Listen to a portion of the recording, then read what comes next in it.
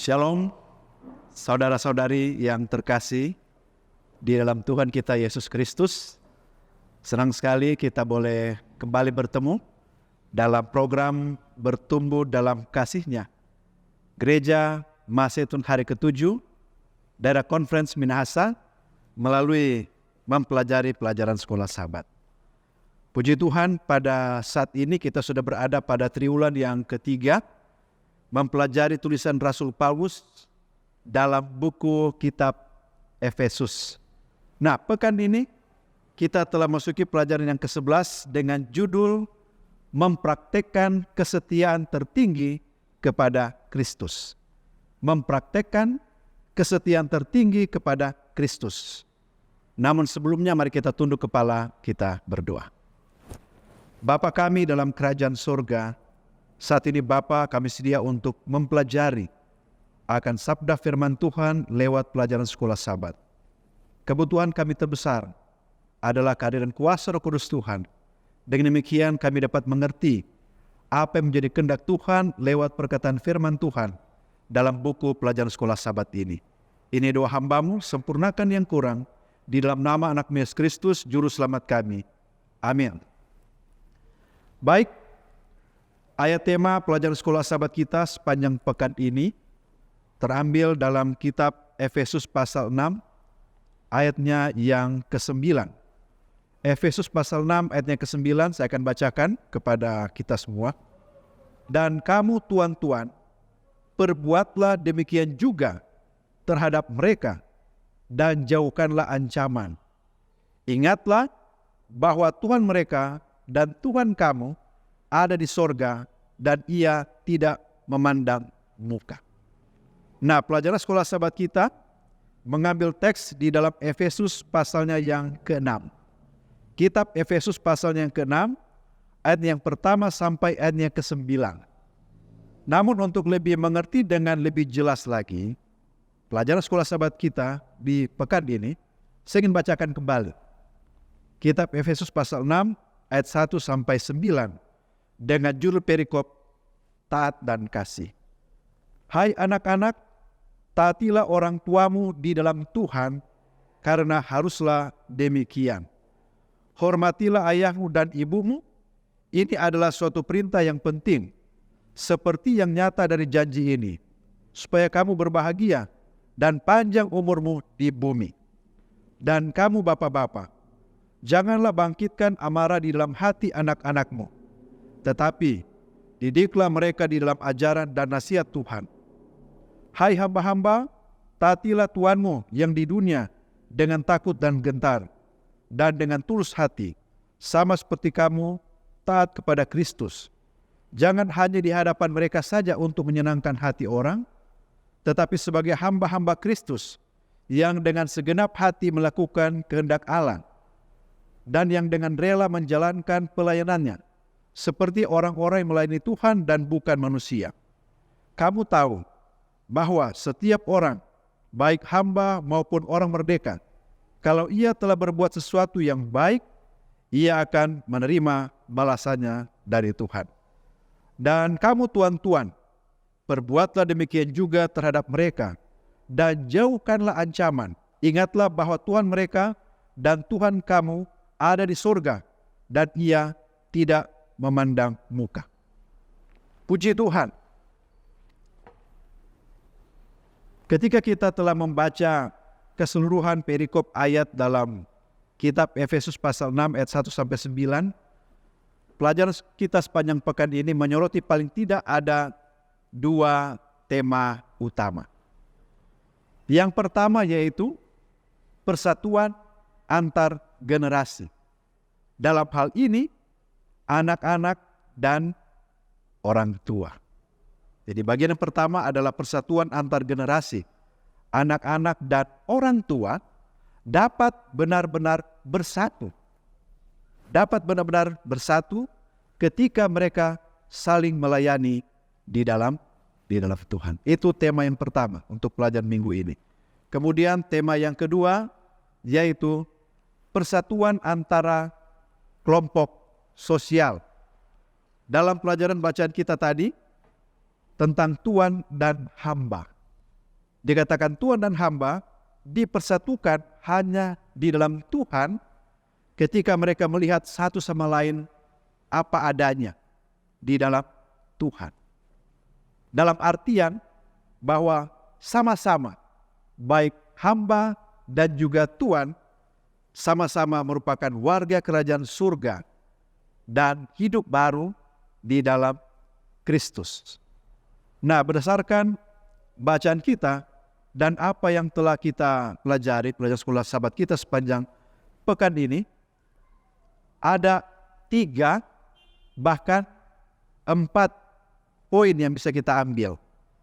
Yang pertama, Rasul Paulus memberikan penghormatan dan penghargaan terhadap anak-anak sebagai sesama orang percaya. Tadi kita telah bacakan ayatnya dalam Efesus 6 ayat 1 sampai 3. Sehingga mengajak kita untuk dapat meningkatkan kepedulian kita terhadap anak-anak kita. Bagaimana kita memperlakukan mereka sesuai dengan apa yang dikatakan di dalam firman Tuhan.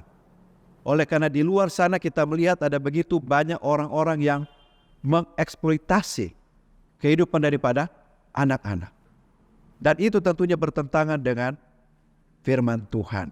Kemudian selanjutnya, kita juga harus mengajar anak-anak kita untuk bisa menaati dan menghormati orang tua mereka di dalam Tuhan. Karena ini juga merupakan bagian dari 10 perintah Tuhan di dalam Keluaran 20 ayat 12. Itu bagian yang pertama, nasihat kepada anak-anak.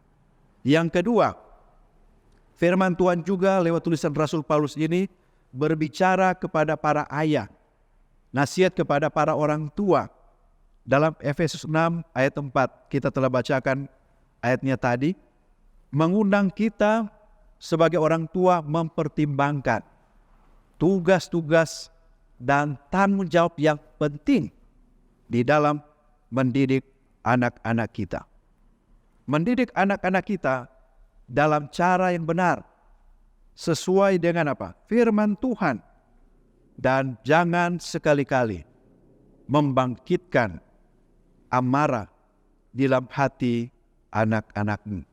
Kemudian para orang tua, kita juga diberikan nasihat untuk jangan bertindak kejam di luar batas kepada anak-anak kita. Karena dalam referensi ayat yang lain dikatakan bahwa anak-anak ini adalah milik pusaka daripada Tuhan yang harus dipelihara, yang harus dididik, yang harus dipersiapkan untuk menjadi pewaris kerajaan surga. Kemudian bagian yang selanjutnya di dalam Efesus pasal 6 ayat 5 sampai 8, Paulus pun juga memberikan nasihat kepada para hamba. Untuk mana para hamba mereka harus mentaati akan tuan mereka, menawarkan ataupun memberikan pelayanan yang tulus dan baik kepada tuan mereka, tetapi dengan tidak menempatkan tuan mereka melebihi tempat daripada Tuhan. Melayani sebagai hamba Kristus, yaitu melayani dengan sepenuh hati. Itu hamba. Kemudian selanjutnya Rasul Paulus juga memberikan nasihat kepada para tuan. Karena baik hamba maupun tuan sama-sama berdiri sejajar di hadapan Kristus dalam penghakiman. Efesus 6 ayat 9. Situasinya memang lebih menantang saat ini. Apalagi dengan apa? Tatanan sosial yang mungkin saja berjauh beda dengan situasi yang ada. Tetapi sebagai orang Kristen, tentunya inilah tantangan kita. Bagaimana kita menempatkan posisi hamba dan tuan itu sama di hadapan Tuhan. Oleh karena dalam pengertian yang umum kita dapati bahwa sekiranya ada orang yang memperhambakan orang lain, itu sebenarnya merupakan satu kejahatan yang terbesar. Oleh karena itu ada dua motivasi yang Rasul Paulus berikan tentang hal ini. Yang pertama adalah mereka yang dianggap hamba, mereka juga adalah rekan hamba dari satu Tuhan yang ada di surga. Jadi dalam pengertiannya di hadapan Tuhan, apakah itu hamba ataupun tua, tidak ada bedanya. Sama, sejajar di mata Tuhan. Kemudian Tuhan pada akhirnya juga akan menghakimi semua tanpa keberpihakan. Jadi semua sama di mata Tuhan. Sebagai umat-umat yang percaya, kita memiliki hak istimewa dan juga tanggung jawab yang besar untuk menerapkan nilai-nilai Injil sesuai dengan perkataan firman Tuhan dalam tulisan Rasul Paulus ini dalam Efesus pasal 6 ayat 1 sampai 9 di dalam kehidupan keluarga kita, di dalam pekerjaan, dalam jemaat, dalam masyarakat, untuk tercapainya kesatuan di dalam Kristus. Nah, tentunya dengan kekuatan kita sendiri kita tidak bisa berbuat apa-apa. Mintalah tuntunan Roh Kudus untuk kita boleh mengaplikasikannya di dalam kehidupan kita saat ini. Tuhan Yesus berkati kita semua. Mari kita tunduk kepala, kita berdoa. Bapa kami yang di sorga, terima kasih untuk satu pelajaran sangat penting di dalam kehidupan kami sebagai umat-umat percaya. Biarlah kiranya lewat pelajaran sekolah Sabat ini akan menolong kami bagaimana kami sebagai umat-umat Tuhan, kami boleh mengaplikasikan pelajaran yang penting ini dalam kehidupan kami. Baik kami sebagai anak-anak, baik kami sebagai orang tua, maupun kami juga sebagai hamba dan tuan. Terpujilah ya Tuhan nama-Mu dalam kehidupan kami. Inilah doa dan permohonan kami yang kami alaskan semuanya ini hanya dalam nama anak Yesus Kristus, Juru Selamat kami. Amin.